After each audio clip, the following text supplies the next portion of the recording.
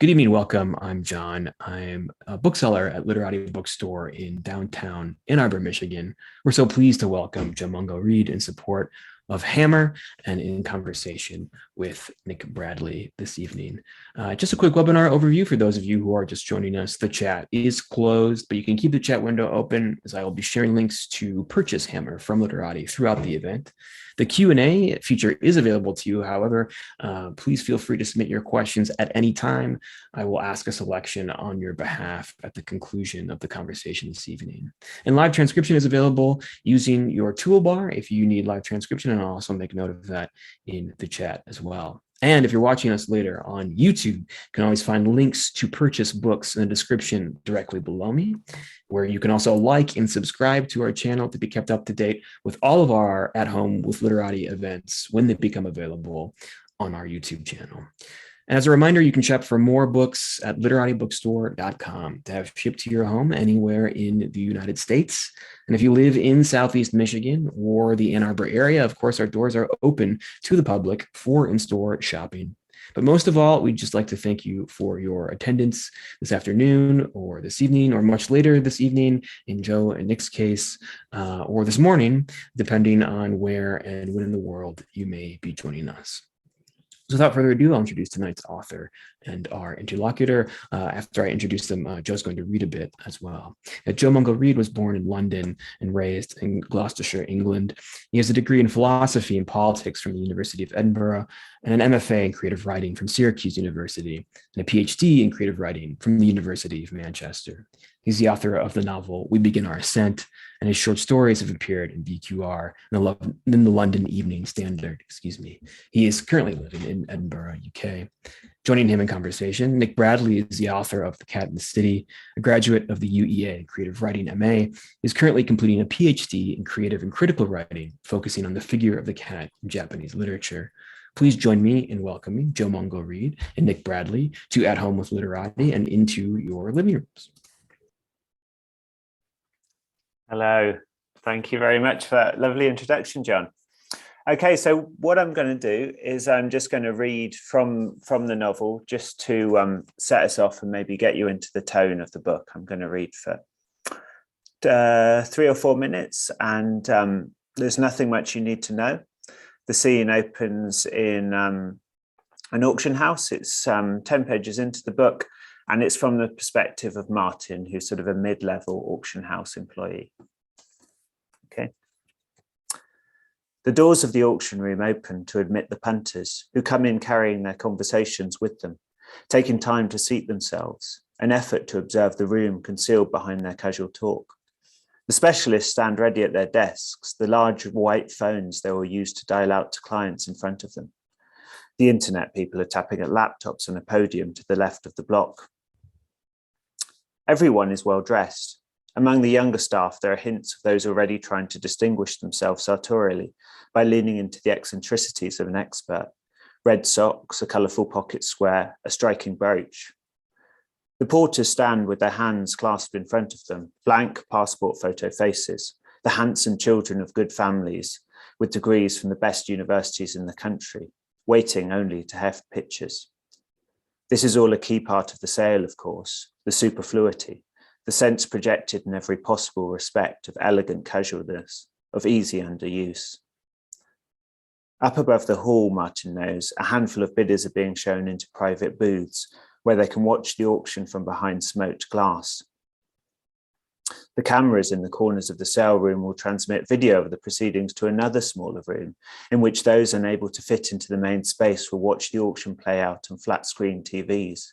The stream will be transmitted out over the internet, available to anyone who wants to tune in, to follow the pictures sold, to watch the prices ascending on the ticker behind Julian.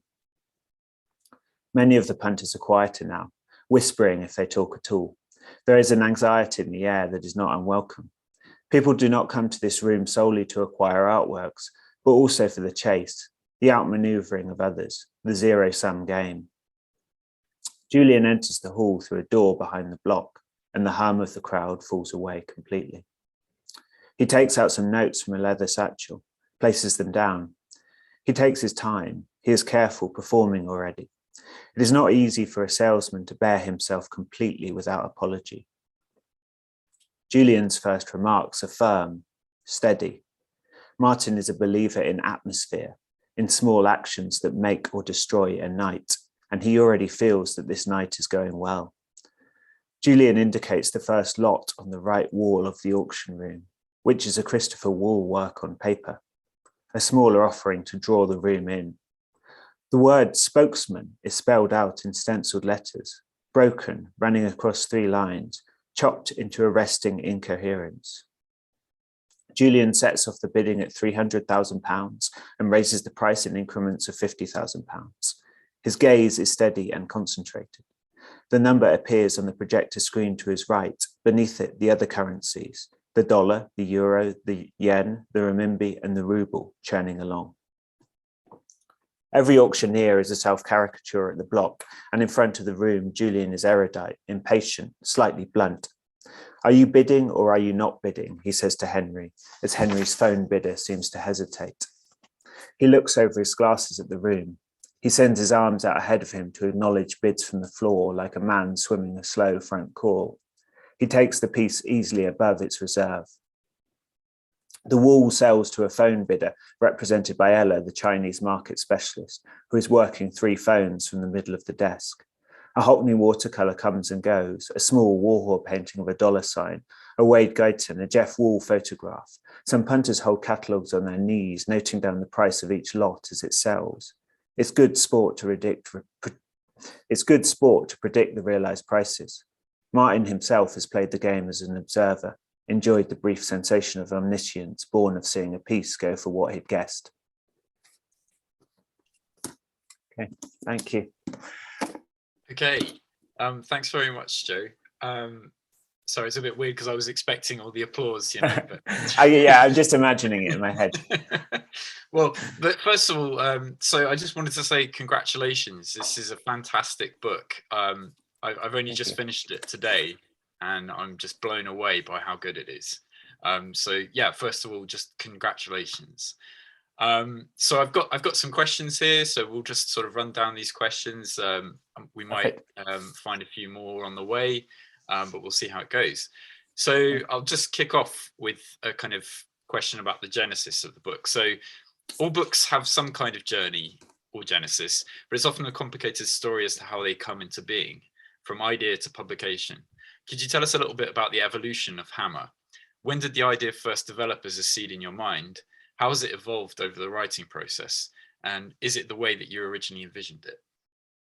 Yeah, so I think every novelist has sort of something they're bringing to the book. And for me, my thing is theme. You know, that's the thing that comes naturally to me.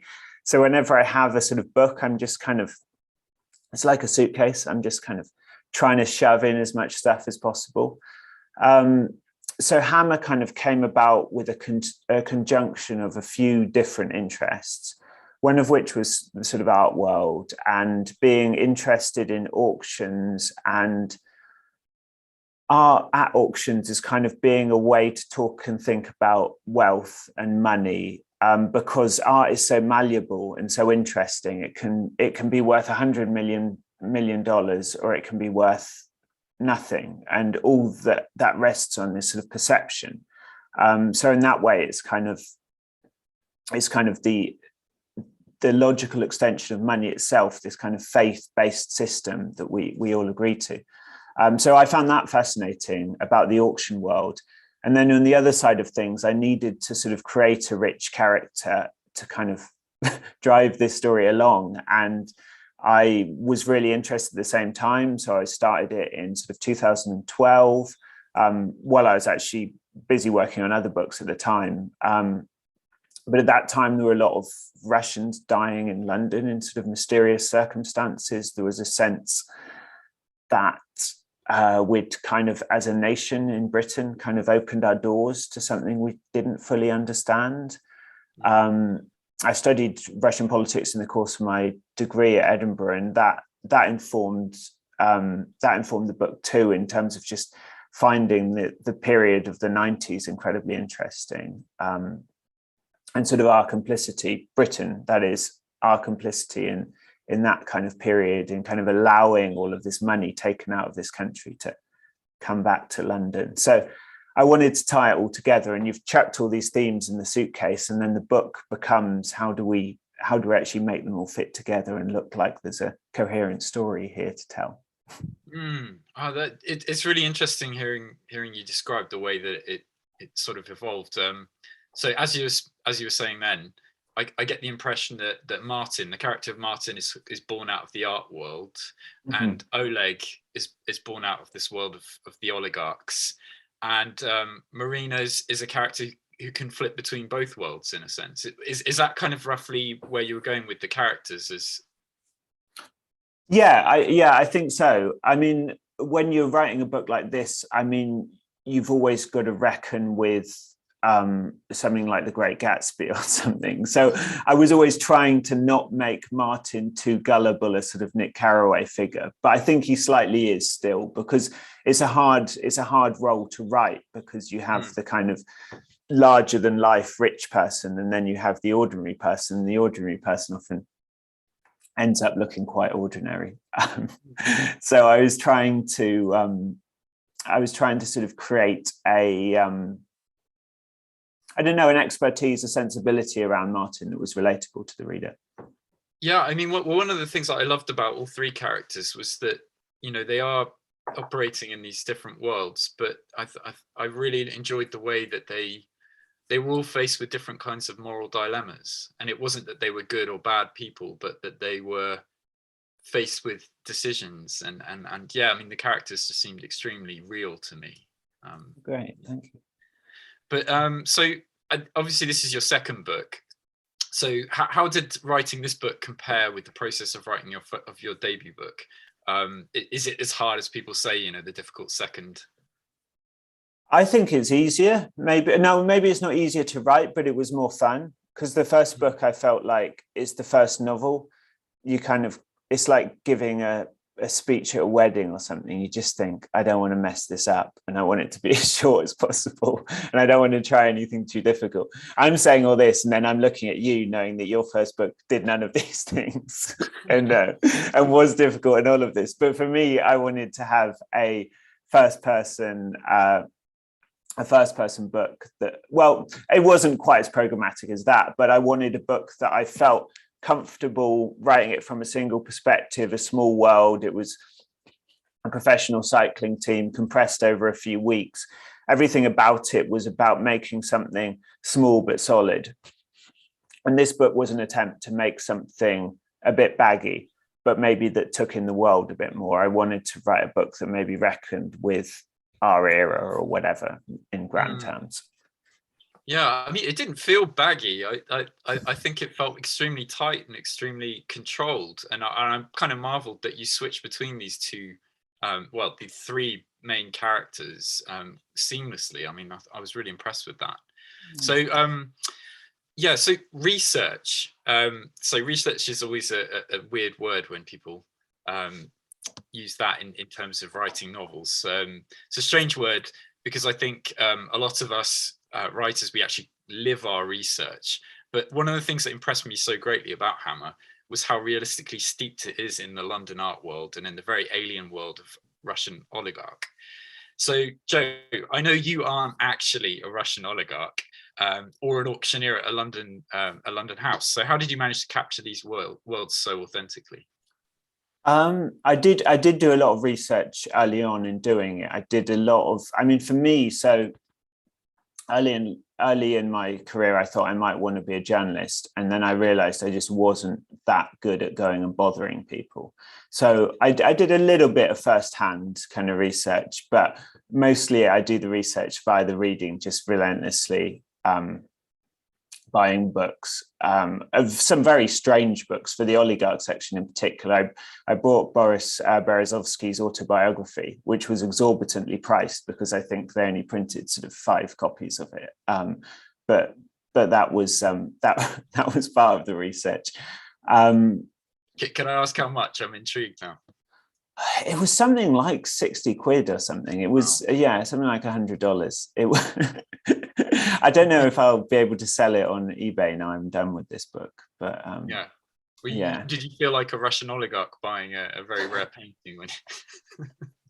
Yeah, I did. Yeah, it was the biggest expenditure of that period. Yeah, definitely something unique about it. It's not very good either, but it is interesting. Yeah, I mean, that's probably one of the things with research. I mean, there's this serendipity, isn't it? That you encounter books that aren't necessarily well written or anything, but they contain that gem that you want to bring with you. Exactly. Yeah, and I would also say, I mean, so for those watching, Nick has written a book about Japan, which involved you living in Japan for years and years and years, and you really know the place authentically. I think my research I tried very hard, but I almost would put it in a different category. It's kind of learning enough that I'm interested in it, and then writing and trying not to indulge the worst cliches about whatever I've researched, and then going back and checking and sort of, it was research to write the book. It was not necessarily research that leaves me knowing everything about all of the subjects, although I hope I've done them justice. Mm. So most of the book then was based on kind of reading research. Did you find yourself doing anything in kind of the real world to get a sense of verisimilitude in the book? Yeah, for sure. I mean, so I have a friend who works at Sotheby's, so I went to an auction with him and watched all of this theatre that I'm describing in the first chapter. I also travelled in Russia a little bit for it. The period where Oleg goes back to his sort of family town is kind of somewhat related to traveling there. And I lived in Kazakhstan for a while, and that kind of slightly benighted city in the middle of nowhere is kind of somewhat taken from living in Kazakhstan. So there's definitely those things that build in, and then there's also, I mean, Martin as a character, he grows up in a English stately home that's been divided by hippies into different houses. That's my background. That's how I grew up. So I mean, you're stealing from everywhere at all times, basically. Yeah, I mean, that was actually also one of the parts that I really loved about the book was Martin's interrogation of his parents, like at their hippie-like attitude towards living in this stately home. I thought that was like a lovely parallel. Yeah. So, but you mentioned Russia, so I think I'm going to bring up Chekhov. So you've woven an anecdote related to Chekhov involving a hammer, and I was impressed by the thematic link, not just by the title, but also the elements of the plot. I won't go into details because I don't want to give away any spoilers or anything. So I recently watched Drive My Car, which builds its narrative around a Murakami short story. But also around a production of a multilingual version of a Chekhov play called Uncle Vanya. So I'm interested because I know that we both love Chekhov, but what do you think it is about Chekhov that's made him such an international meme when it comes to fiction writing? And what do you personally take from him as a writer? I love the idea of him as a meme, and I think it's kind of true. He's sort of like the literary mascot of serious literary fiction, isn't he? I mean, I think the attraction is it looks so easy what he's doing. You can read a book of Chekhov stories and at the end think you can write a masterful short story, and then you can spend the rest of your life failing to do that. So that's definitely, I think, an attraction. The sense that he's sort of accessible in a way. If I read Tolstoy, I don't come away from Tolstoy thinking, oh, I could write Anna Karenina. But in some ways, you come away from Chekhov thinking it's genius and also thinking, oh, maybe I can sort of aspire to do that somehow, which is an odd kind of genius. One thing that drove me to put, so the book somewhat has a quote of Chekhov from Gooseberry's The Story, and it's translated differently, but it's roughly that every happy man should have an unhappy man in his cupboard tapping with a hammer to remind him that unhappy people exist in the world, and that one day the world might take him in its jaws. And the thing I found interesting about the quote was I'd heard it a lot in writing workshops when I was doing my MFA, particularly from George Saunders. Actually had said it a few times, and George always forgets the jaws bit. So I thought, oh, that's interesting. Maybe some people are prone to remember unhappy people in their cupboard tapping, and then some people are also prone to remember that one day the world's going to take them and chew them up. So I wanted to explore both sides of the quote. It's an empathetic quote, but it's also kind of a dread-inducing quote. Yeah, I noticed sort of recurrence of hammers here and there, and I wondered, did you sort of build the concept out from that short segment of Chekhov, or did you just find that things were connecting as you were writing? Yeah, it's mostly the latter. So for me, when I'm writing, because if I have all these themes that I'm trying to get in, the question is then sort of how to align them. So if I started with Oleg and Martin and Marina, and I built these characters, then the next part, in a sense that I was connecting, was probably the artist. So Malevich, I then brought Malevich in, and I specifically chose Malevich to kind of speak to Oleg and speak to the plot of the book. I mean, in terms of being a Russian painter, Polish, Ukrainian, Russian painter, but someone who Oleg could identify with because of sort of being a revolutionary, someone very valuable, but sort of tying other elements in the book, because I like the idea of Malevich's life and his connection to Ukraine, speaking to the war, which is a turning point in the book. So I suppose what I'm always doing is I'm trying to pull the lines between different things as taut as possible. And that Chekhov quote just happened to be something that fitted really well. The hammer of the auction, and then I guess there's a sort of resonance of hammer and sickle, because that's the end of the Soviet Union as an aspect of the book, and just this sort of violent connotations of the word I quite liked. So yeah. So I don't want to hammer on with that metaphor, but so I just to sort of open it up, there's some things you mentioned there that I'd like to ask you about later, but just sort of open it up thematically to some other themes.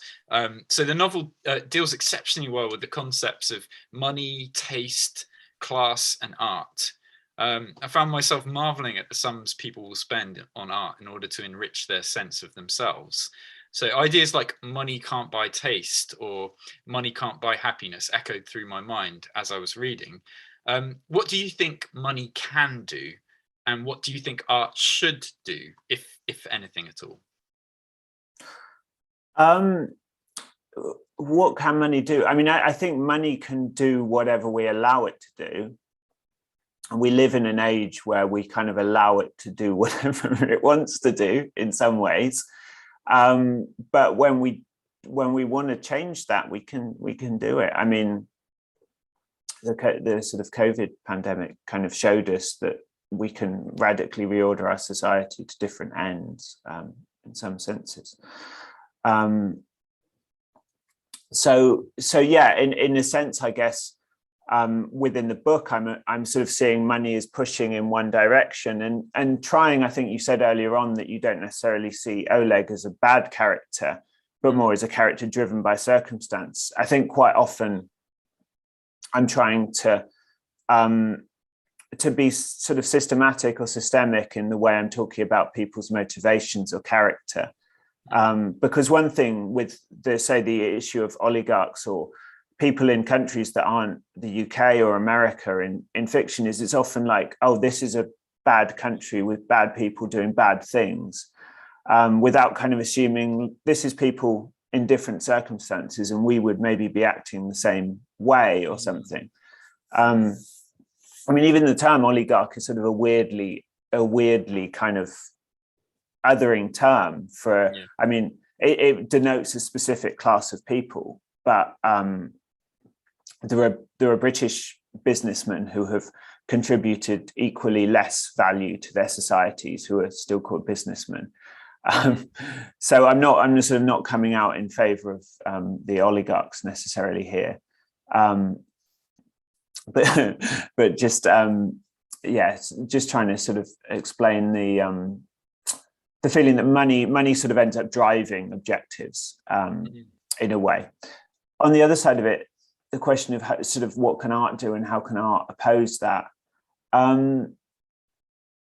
I mean, I feel conflicted because the act of writing the book is conflicted. Like, I'm writing the book for money. I'm doing my art for money. So it's not, I can't say, all art should be free or whatever. I mean, I could, I guess, but maybe it'd be hypocritical in the context of the book. I think it's kind of a negotiation. And in the UK, I also have skepticism about the idea that money can't buy you things, or that, class is non-monetary, because it's often a cloak for kind of classism, really. I mean, that's the way that power is exercised. It's like, oh, these people might be rich, but, was their great grandfather, great grandfather in the Battle of Agincourt? So there's a lot of mixed motives going on.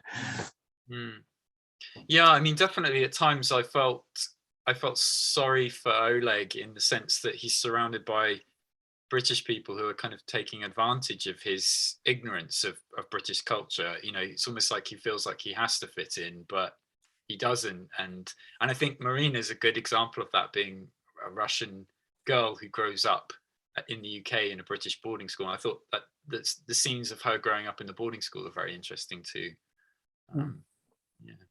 Right. Thank you. Yeah. I definitely wanted to sort of latch onto this idea that Britain has kind of made itself, for want of a role in the world which involves making stuff or selling stuff, we're now like the country that judges people.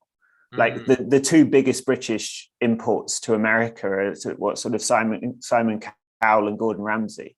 We go to the rest of the world to tell the rest of the world that, they're not good enough.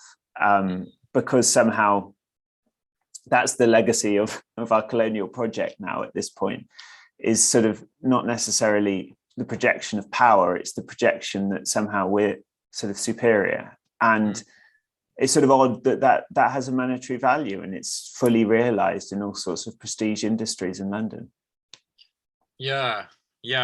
So I think that kind of leads me on to another question that I had. So I know that you're a half New Zealander and half British, and grew up in the UK, but have also spent a lot of time living in the US. Do you think that your approach to the UK and Britain has been shaped by your sense of not exactly fitting in? Do you think your time outside of the country has informed how you view it now you're living back here again?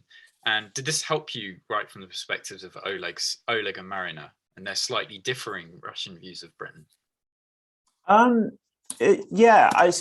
would say, in terms of their perspectives, like having a dad from an Anglophone country, I never had any difficulty fitting in the UK by any means. I've always felt of the UK. I mean, if anything, actually, the background of Martin in the book, in terms of growing up in a hippie sort of commune, like that is how I grew up. So I did feel weird in terms of British culture being somewhat external to it, because I wasn't in a normal house. We're in this big old country house full of hippies. But I do think, my dad's big thing when I was a kid was feeling that he was trapped on a tiny island full of whinging people.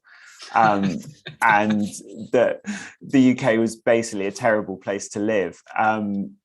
So I think it's kind of a healthy environment to grow up in as a novelist, to have that flagged too early on, that all of the things that people are so proud about as a national project are maybe not quite what they're cracked up to be.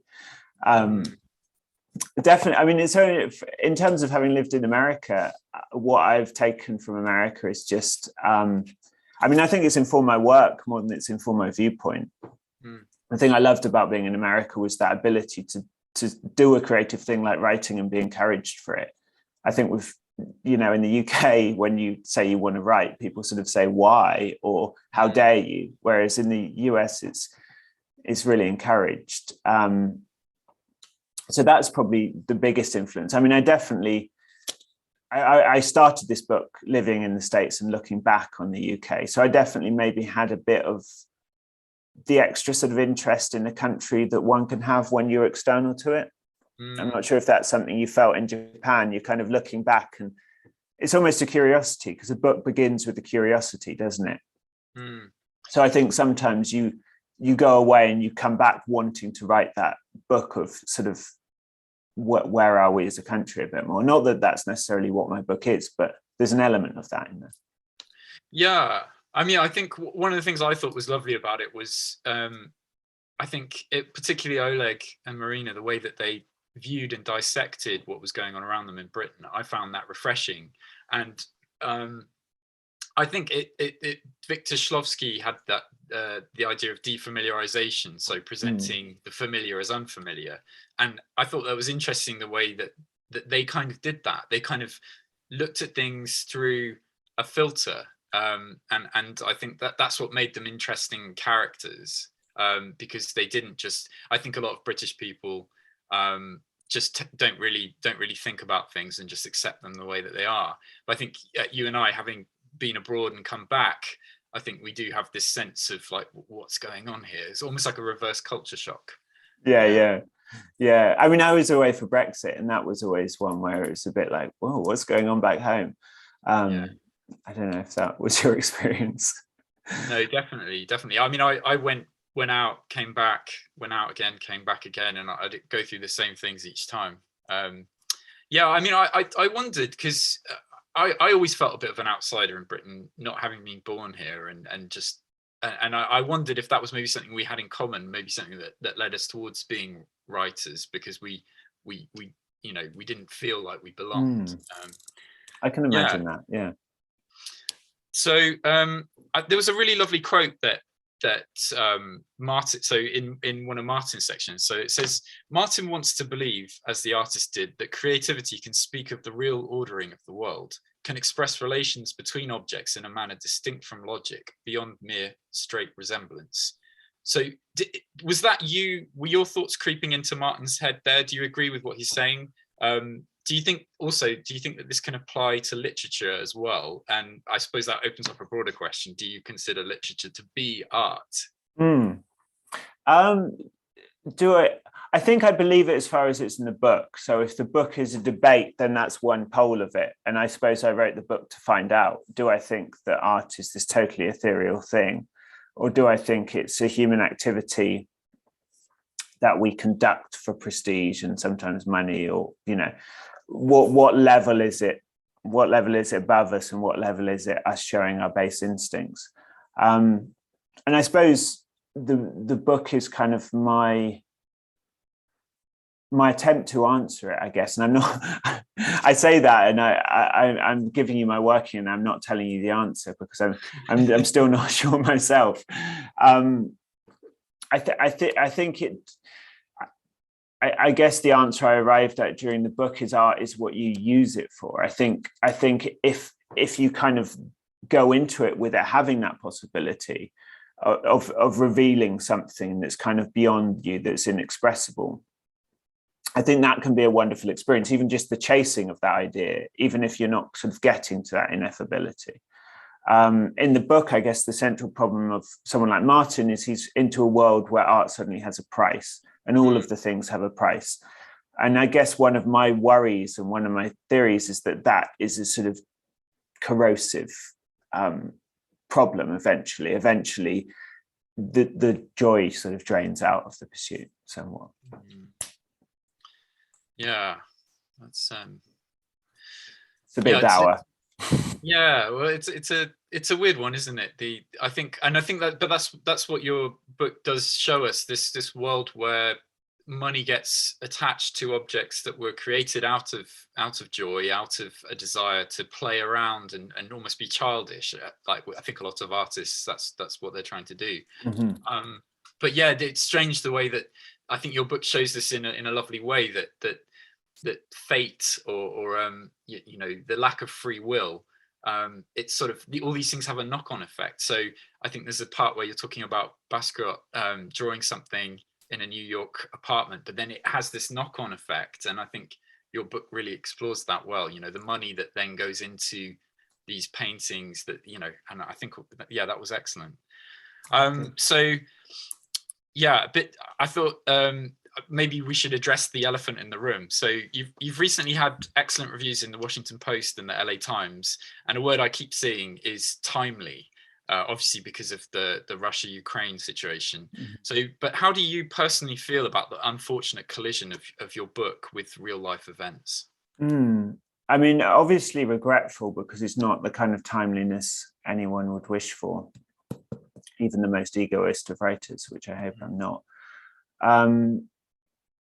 But yeah, it's a strange one, because in a sense, some of the things that I felt were quite personal obsessions in terms of writing the book, particularly around the oligarchs in London kind of angle, has suddenly become things that are in every newspaper now. I try and resist the feeling of being angry at people for not having cared about this more, but there is one part of me that is a bit sort of irritated by the way that certain British politicians and people in the press are speaking about oligarchs in London as if this is something that has just come to their attention. And you sort of think, well, these are people who we've invited to our city by providing the best lawyers and the best tax havens and the easiest way to buy a house. And someone like Roman Abramovich, who's being sanctioned at the moment in London, should have been sanctioned many times before, not just for helping Putin, but for acquiring wealth in a way that impoverished the people of a giant country and sort of paved the way for the kind of regime of Putin to come along, because it kind of set this backdrop of larceny, basically. So in that sense, I think that events have caught up with what I was interested in, I guess. And do you? So I think you make mention of a war in Ukraine in the book. Was that a certain amount of the amount of research that went into it made you see what was probably going to happen, or how did that come about? Yeah, so in the book, it's the Donbass and the Crimea conflict, which is happening around 2014. But I was aware when writing it that things might develop and stuff. So Navalny just appears mentioned in the book, and I was sort of always aware that as it was happening, he was probably going to become more to prominence because of his opposition to Putin. So there are elements of redrafting and recrafting that. I mean, at this stage, the character of Oleg as an oligarch, he's almost been surpassed, because he is kind of a previous kind of oligarch. He's like a Khodorkovsky, to get sort of specific in oligarch terms. There were people who became rich sort of from slightly dodgy stuff, but maybe with an initial idea, and sort of kept that wealth through the 90s through more slightly dodgy stuff, but sort of had an independent power base.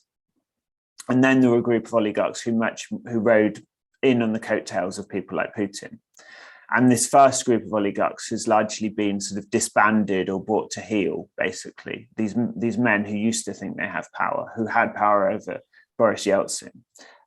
So now the people we're seeing being sanctioned are sort of often a later vintage of these oligarchs. So Oleg, even in a way, wouldn't have made it to this modern world.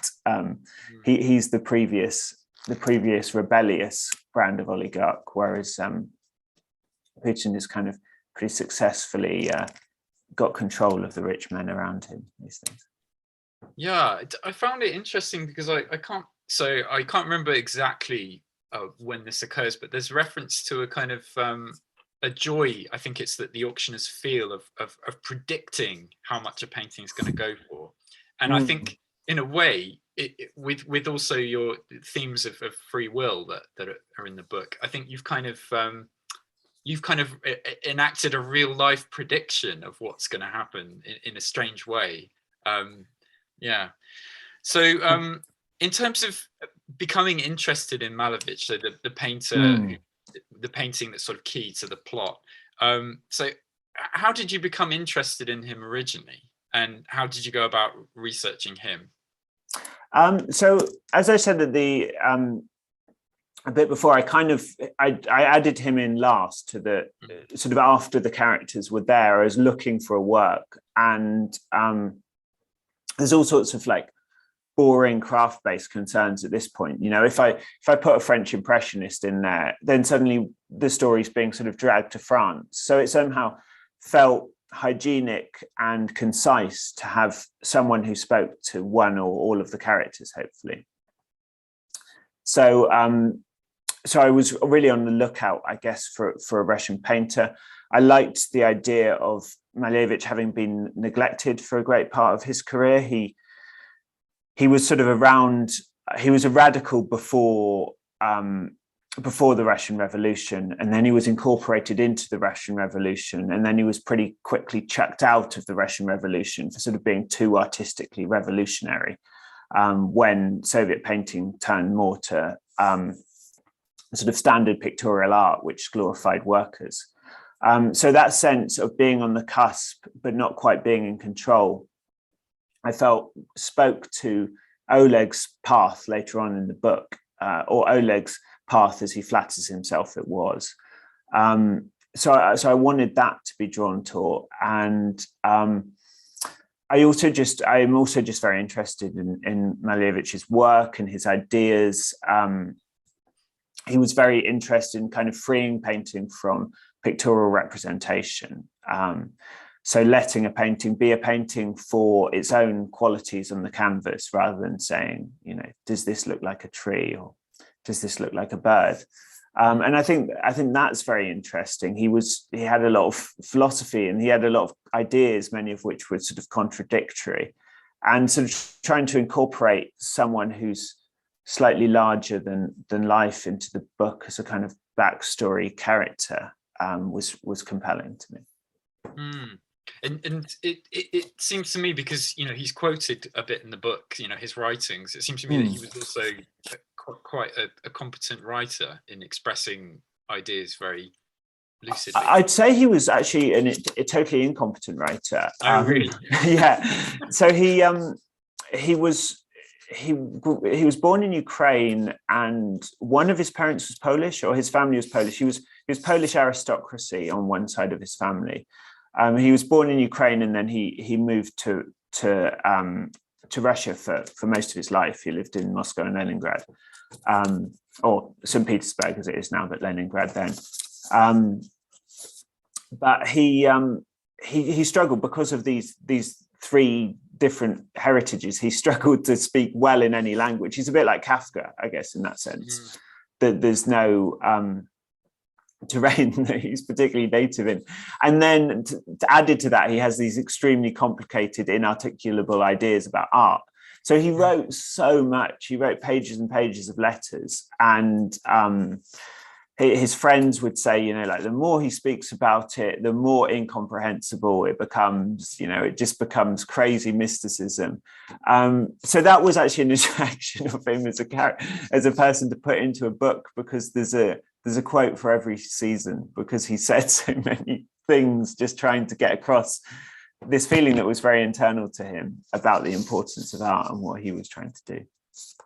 Yeah, it's interesting. I mean, you've done a really good job of editing him down so that he seems quite eloquent. No, but he's sage. He's very sage. But then there's, I mean, to read his longer book on non-objectivity, it's incomprehensible. It's really very, very hard work to understand his relation of. He had ideas about sort of forms being sort of primary and sort of original, and discovering them rather than creating them, and this kind of sense of it becomes philosophical, really. It's very difficult to grasp. Yeah, I mean, I was thinking about the idea of ekphrasis, like crossing over one medium into another, and I was thinking, obviously, like your writing is very it's very scenic. It's very much like some of the beginnings where you set up a scene, it very much, it feels like it's painted on a canvas. So I got a sense that you had maybe you'd been kind of playing around with some ekphrasis in some of the scenes when you're describing some of the paintings. But was that something that you were consciously doing that bled into your kind of scene setting? Or I found it really hard to write a book about especially Malevich's pictures, because they're sort of geometric. So you kind of think, well, okay, so it's a picture and it's got a red square there and it's got a little line going across and then another line. And to talk about that in a way that was sort of compelling and to show someone being moved by it was a real challenge. So I think I probably was trying to bleed out the picture into the world to give some sense of it coloring, because when you're representing art in fiction, I don't think you can really describe the art. You kind of have to describe everything else reflecting the art. So that's from the reaction of the characters to, I guess, the scene, the kind of sense. I mean, in the auction scene that begins the novel, I definitely wanted the sense of the pictures as sort of these things that cast their own light onto people, that kind of make people into a different kind of mindset in terms of their rabid desire to buy paintings, etc. Yeah, I was really taken with the part where one of the characters talks about Malevich being the inspiration to all of our kind of modern ideas of design. Yeah. I don't know if it's true. No, I made it up. I made it up as the kind of thing someone would try and say when they're trying to sell a painting for £100 million. Well, I would have bought it. Just need £100 million and then we're good to go. Yeah. So, but ironically, even though he's an inarticulate writer, so you've used a quotation from Malevich as one of your epigraphs, and it's "Art does not need us, and it never did." So I really love that thought, though, and it definitely captures the sense of the themes of art and fate that are in the book. But it made me wonder, though, another pretentious question, but if art does not need us, then that kind of leads me on to the next stage, was that, do we need art? Yeah, so I think the Malevich quote is supposed to be him denying pictorial art as being vapid, and he just wants an art that kind of exists as a sort of perfect Plato-like form. And I'm not sure what I think about that as a novelist. I don't think there's a Platonic novel out there in the ether just waiting to be plucked down. I guess all I can come down on as a practitioner is the practice of art is good for me. I think that's where I go. I think if you have too much faith in the end product, maybe you'll be disappointed. But if you kind of think, well, making something that you're investing this kind of amount of effort in, or consuming something that has this amount of effort invested in it, feels like a worthwhile activity, I think that's probably the place to go, the practice rather than the result, possibly. Yeah, I suppose it kind of, it's obviously the economics that spoil things a bit, really. I kind of think about Van Gogh, dying in poverty, insane, and then the insane amounts that his paintings go for. I think your book kind of does a really good job of exploring not just the money that goes into that artwork, but where does that money come from, and who is paying for those things, and why are they paying for those things? So yeah, there's definitely some very deep themes there. So should we go to the Q&A? I'm just looking at my clock. I'm wondering, John is jumping in. We have a question, and I think we have time for maybe one question from our audience, and then maybe Nick, if you have one last question for Joe, we can end there. Our viewer asks, my favorite characters might be Martin's parents. They struck me as dreamy and pragmatic at the same time. Do you see Martin and Marina eventually finding that same balance? That's a really interesting question. I guess I was with Martin and Marina, I was sort of writing characters who were, I guess they're millennials, which is, I guess, my generation. Maybe I'm a geriatric millennial, but I'm the older end of it, but still there. And the thing I was thinking about them is, the question's interesting because I was thinking of millennials as kind of this slightly unmoored kind of group. The parents have an ideology. They were sort of born into, they have this sort of 60s ideology that's allowed them to do this thing. Whereas I view Martin and Marina as two characters that don't have an ideology, and view that maybe being as somewhat symptomatic of those of us who sort of born in the 80s, came of age in the 90s when, you know, the Berlin Wall had come down, you know, we were just living in sort of liberal capitalism, end of history. And they don't really have a filter for the world. The world is money, and the world is, you know, how do they live? How do they live in that? They don't really know. So I don't know. Will they find contentment, or sort of the kind of world of their parents? I think that's down to the world more than it is to them. Thank you.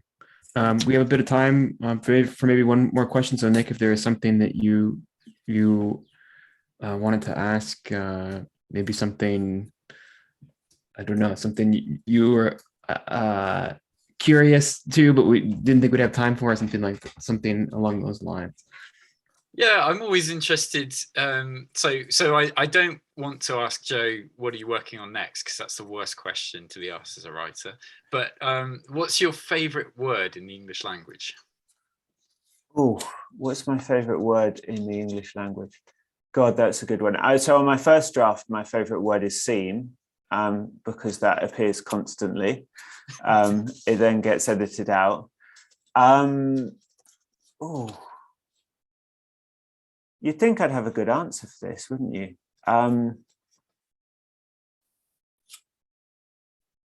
Ombudsman, that's a good word, isn't it? It's a good word, yeah. There's a scene in Peep Show when Mark and Jeremy talk about the ombudsman. I don't know, that might be lost on American viewers. So I think there's a certain amount of British comedy heads who would get that, yeah. Yeah. I think the ombudsman makes an appearance in American culture, probably maybe to a more marginal degree, but appears nonetheless. But that, if I may, that leads me to, I'm curious, Joe, seems is a word that I feel like I have to edit out of everything I ever write all the time, or seeming, or those sort of adjectival tics. And so I'm wondering, in the course of two novels, and do you find, I mean, it must be infuriating to sort of recognize your sort of like language crutches or something like that, but does the mind respond to the external editor and become a better editor in that? Do you find that your subsequent drafts or drafts of new work are maybe a step fleeter each time, or is it just all still a messy process? I don't know about that. I think I just end up thinking that the copy editors are the most saintly people in the universe. I mean, especially for me, because I'm still writing in British English and I have American copy editors. So they're dealing with kind of changing random bits like we say titbit to tidbit or something like that. There's all sorts of nonsense I have to deal with. But no, I don't. I'm not sure if I've got any less repetitive. I mean, it's terrible to have a draft copy edited and see how many times you use the same words. It did make me wonder whether that there is a sense that the American publishers are copy editing it for an American audience, but for it to still sound kind of British. Is that fair to say? I'm always slightly writing knowing, I run away from, in the second book, there's no elevators / lifts, because my first book had an elevator at the start of it, and it didn't get re-put back into British English for the British audience. And so Brits would then say, you know, like, oh God, why has he said elevator when we say lift? So there's certain words I now just ran a mile from, and will even just construct architectures. The auction house. Actually, there is an elevator in the first chapter. I'm totally lying. It's a freight elevator though, so you wouldn't say a freight lift. No. But yeah, would you say a dumb waiter, or is that? I think that's for food. You wouldn't put a £100 million painting in it. Okay. Well, I think you can safely use lift from now on, and do you think understand American audiences, simply because they for some reason, not that I've played it, but the game Elden Ring makes liberal use of lifts. Take the character to and fro, and every adult between the ages of 18 and 45 has now played that game and is familiar with the concept of a lift. So, well, I wonder if it's weird for John to have Brits thinking about elevators instead of lifts. I mean, wouldn't it feel more normal? Wait, I'm sorry. Ask again. I missed the first part of that. Sorry, John. I was saying, wouldn't it make more sense for you to? Does it feel weird for you when you have a Brit who's saying, "Oh, I'm going to take the elevator"? Don't you expect them to say, "I'm going to take the lift"? Oh, that's a really good question.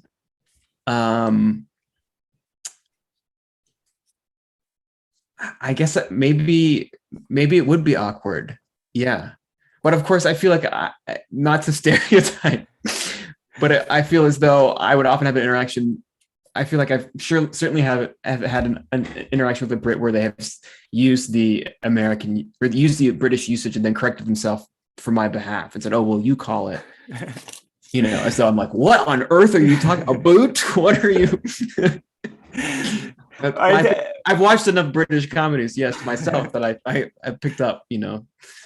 So, but that's true. I think I would feel. I mean, I'm a Midwestern American, so if anyone makes accommodations for me, I feel guilty, as though I have made someone have to make accommodations on my behalf, and I've done something wrong in doing so. So, yes, if a Brit said elevator to me, I would be like, please feel free to say lift around me. I love doing that translation, having lived in the States. That I love the process of slowly learning, you know, what words I should be saying. So you shouldn't feel apologetic in the least. I mean, Nick went to Japan and learned to speak Japanese. You know, I went to the States and learned to say elevator at the right time, or buoy, or niche, and all these things we say slightly differently. Well, we've reached the top of the hour. Mungo Reed, Nick Bradley, thank you so much for joining us this evening. Very early this morning in your case, at home with Literati, and hopefully we can have you both in the store in the future for your next books, and spend more time talking about what ways we say things will piss off editors and or people from across the continent. So, we appreciate your time. Fantastic. Stay safe and be well. And to all of our viewers, thank you so much for joining us. We look forward to seeing you at our next event. Have a great rest of your week, everybody. Take care. Have a great night. Thank you for having us. Thank you.